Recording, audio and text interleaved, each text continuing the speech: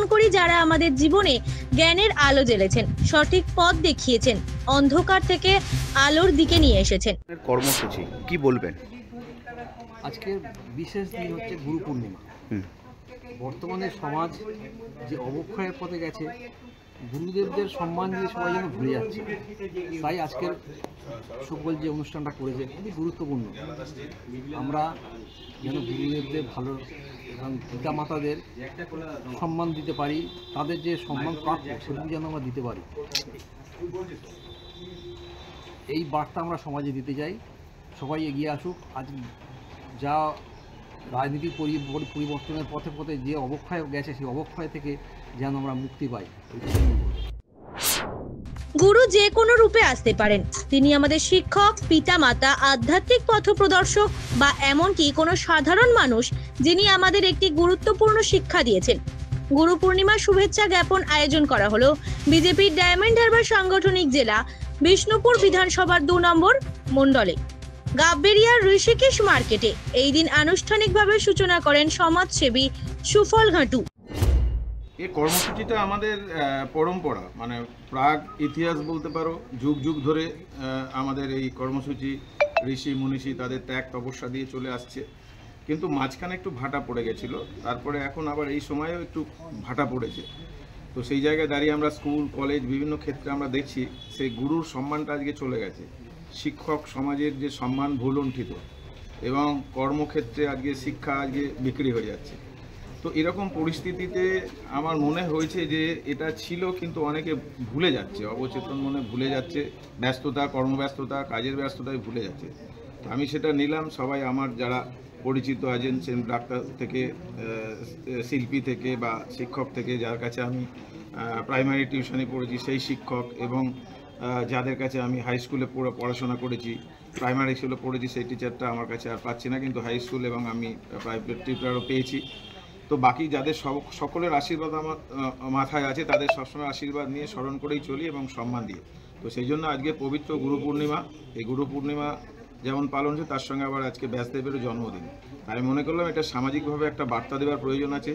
ছোট ছোট বাচ্চা, শিশু বা আজকের সমাজের যে ছেলেমেয়েরা, তারা সেই গুরুকে যাতে সেই সঠিক সেই সম্মানটা দিতে পারে। আমাদের সেই গুরুকুল, যদিও আমাদের সঙ্গের গুরুকুল বিদ্যালয়গুলো চলছে প্রত্যেকটা জায়গায়, সারা ভারতবর্ষে হাজার হাজার গুরুকুল শিক্ষা আঙ্গন আছে, সেটা আমরা পড়ি, সেখান থেকে শিক্ষা দিচ্ছি। যেমন রামকৃষ্ণ মিশন, ভারত সেবাশ্রম, ওরা যেমন দিচ্ছে, আমাদেরও সঙ্গের গুরুকুল শিক্ষার যে স্কুলগুলো আছে, মানে প্রত্যেক জেলাতেই আপনি গেলে পাবেন, ব্লকেও পাবেন। তো সেই রকম সেই বিষয়গুলোকে যাতে তারা এই ভাবধারায় আজকে আসতে পারে, সেই সম্মানটা যাতে পুনরুদ্ধার হতে পারে, সেই জায়গাটাকে উদ্দেশ্য করে আজকের এই দিনটাকে স্মরণীয় করে, সকলকে স্মরণ করে, এবং তার সঙ্গে যারা আজকের শিক্ষককুল ছিল, যারা আজকের ধরুন একটা, ওটাও আবার পুনর্মিলনও বলতে পারতেন, যে এক জায়গায় এনে সকলকে মিলিত করা, তারা একটা খুশি হলো যে অনেক দিন আমরা বিচ্ছিন্ন হয়ে আছি। এইরকম যেমন ধরুন বনেদি বাড়িতে 5টা মেয়ের বিয়ে হয়, কিন্তু কোনো একটা অকেশান, জামাই ষষ্ঠী বা অন্য কিছু অনুষ্ঠান উপলক্ষে তারা কিন্তু এক জায়গায় হয়, কে কখন আসার জন্য বছরে একটা করে দিন আছে, অপেক্ষা করে। তো আমি মনে করব এই দিনটা যদি ওনাদের কাছে আবার স্মরণীয় হয়, আবার আমি সামনে বছরে করতে পারবো, অন্য কোনো প্রোগ্রাম পেলে আমি সেটাও করতে পারবো। ছিলেন প্রবীণ প্রাক্তন শিক্ষক শিক্ষিকা। শান্তনু পুরকাইতের রিপোর্ট, জেলার বার্তা।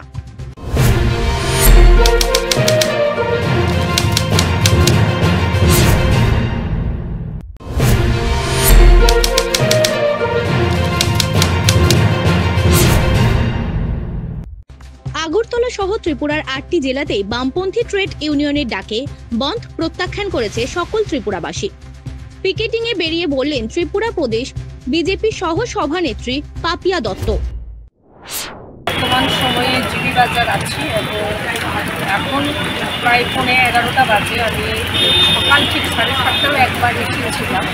আমার সাথে আমাদের যিনি প্রদেশ কমিটির মাননীয় সাংবাদিক অজন্তা আছে, আমার এখানে যুব মোর্চার সভাপতি মণ্ডলের, মাইনরিটি মোর্চার সভাপতি, অন্যান্য যারা মোর্চার, যারা মহিলা মোর্চার কার্যকর্তারাও আছে।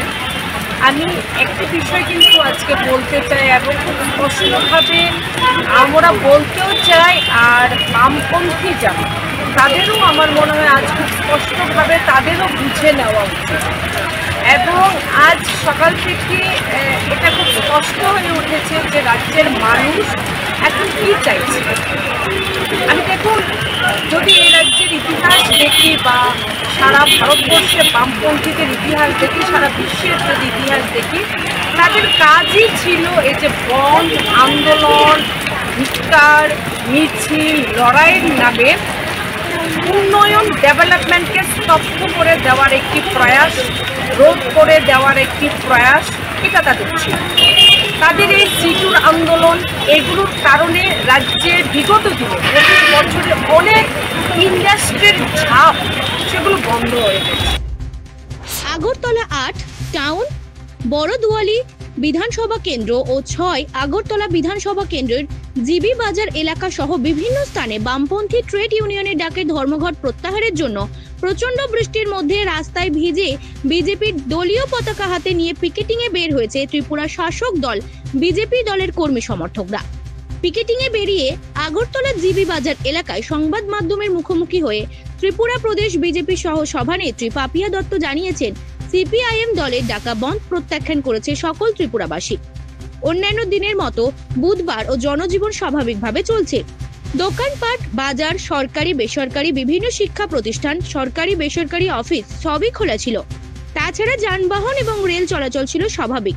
সিপিআইএম দলের কাজই হচ্ছে মানুষকে বিভ্রান্তি করা এবং মানুষের ক্ষতি করা। ত্রিপুরা থেকে বিক্রম কর্মকারের রিপোর্ট, জেলার বার্তা।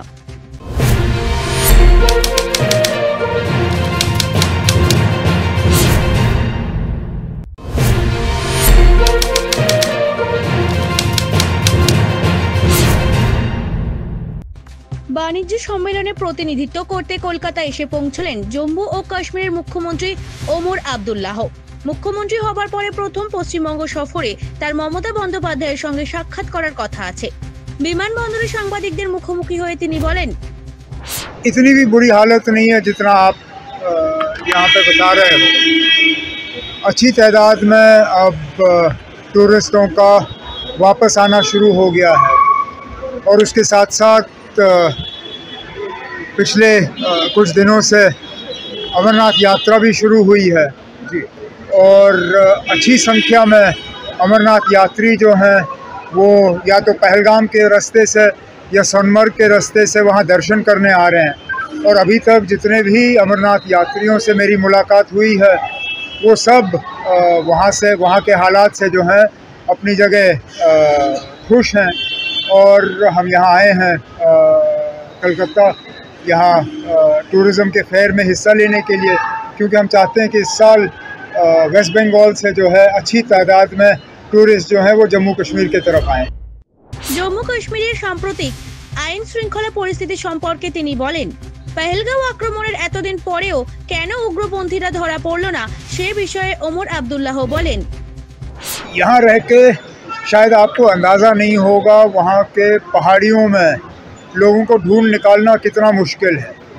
वो कुछ दिन के लिए जो है वो छुप पाएंगे, लेकिन कभी ना कभी वो हमें मिल ही जाएंगे ना। उनके पीछे जो है हमारी फोर्सेस जो है वो लगी हुई है, आज नहीं तो कल वो हमारे पकड़ में आ जाएंगे। মুখ্যমন্ত্রী মমতা বন্দ্যোপাধ্যায়ের সঙ্গে সাক্ষাতের বিষয়বস্তু অনুসারে তিনি এই মুহূর্তে কিছু বলতে চাননি।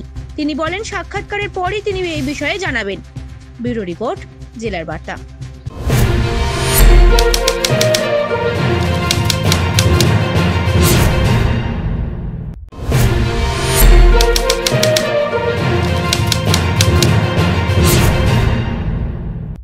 রাজপুর সোনারপুর পুরসভার 35 নম্বর ওয়ার্ডের একাধিক এলাকায় গত কয়েকদিনের টানা বৃষ্টিতে জল জমে যাচ্ছে। জলমগ্ন হয়ে পড়েছে সড়ক, রাস্তায় হাঁটু জল। স্থানীয় বাসিন্দারা সমস্যায় পড়েছেন। অনেকেই বাড়ির বাইরে বের হতে পারছেন না। যারা বের হচ্ছেন তাদের হাঁটু জল পেরিয়ে চলাচল করতে হচ্ছে। এমনকি রিক্সা ভাড়া বাড়ানো হয়েছে। অতিরিক্ত টাকা দিয়ে রিক্সা চালাতে হচ্ছে অনেককে। কি সমস্যা এই জলের জন্য? জলের জন্য তো সবই সমস্যা, বৃষ্টি হলেই জল, এখানে জল কমে না। কি কি দুর্ভোগ পোহাতে হচ্ছে? অনেক দুর্ভোগ, আমাদের এই হেঁটে যেতে হচ্ছে, হেঁটে আসতে হচ্ছে। এই রিক্সা বা টোটো গেলে কি বেশি ভাড়া নিচ্ছে? রিক্সা বা টোটোতে কি হচ্ছে?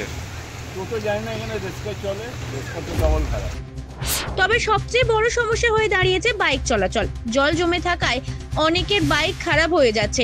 একদিকে জল জমে থাকা, অন্যদিকে যানবাহন চলাচল বন্ধ হওয়ায় সাধারণ মানুষের দুর্ভোগ চরমে পৌঁছেছে। রাজপুর সোনারপুর পুরসভার পক্ষ থেকে পরিস্থিতি সামাল দিতে 16টি পাম্প চালানো হয়েছে গড়িয়া, মহামায়াতলা, বোরাল ও রাজপুর এলাকায়। পাম্পের সাহায্যে জমে থাকা জল বের করার চেষ্টা চলছে, তবে এখনো ভারী বৃষ্টির আশঙ্কা রয়েছে। পুরসভার চেয়ারম্যান পল্লব কুমার দাস জানিয়েছেন, ভারী বৃষ্টি না হলে আজকের মধ্যে পরিস্থিতি কিছুটা উন্নতি হতে পারে। তিনি আশাবাদী যে পাম্পের মাধ্যমে জল নিষ্কাশন ব্যবস্থা কাজ করবে এবং সাধারণ মানুষের সমস্যা কিছুটা মিটবে। বিভিন্ন এলাকায় জল জমেছে, কি ব্যবস্থা নেওয়া হয়? গতকাল রাত্রি থেকে এক নাগাড়ে বৃষ্টি হচ্ছে, তার ফলে আমাদের পৌর এলাকার বিভিন্ন জায়গায় অতি বর্ষণের ফলে কিছু কিছু জায়গায় জলমগ্ন হয়েছিল। কিন্তু আমরা পৌরসভার পক্ষ থেকে আমাদের যে 5টা লোকাল অফিস আছে, সেই অফিস ভিত্তিক আমরা বিভিন্ন জায়গায় পাম্প চালিয়েছি এবং পাম্প চালিয়ে এখন situation is under control. Maximum জায়গাতেই জল বেরিয়ে যাচ্ছে। আমরা এখনো পর্যন্ত আজকের 16টা পাম্প চালিয়েছি এবং সবকটাই খালেই আমরা পাঠিয়ে দিয়েছি, জল বার করে দিচ্ছি। এই মুহূর্তে যদি আর ফার্দার জোরে বৃষ্টি না হয় তাহলে আর এক্সট্রা কিছু করতে হবে না।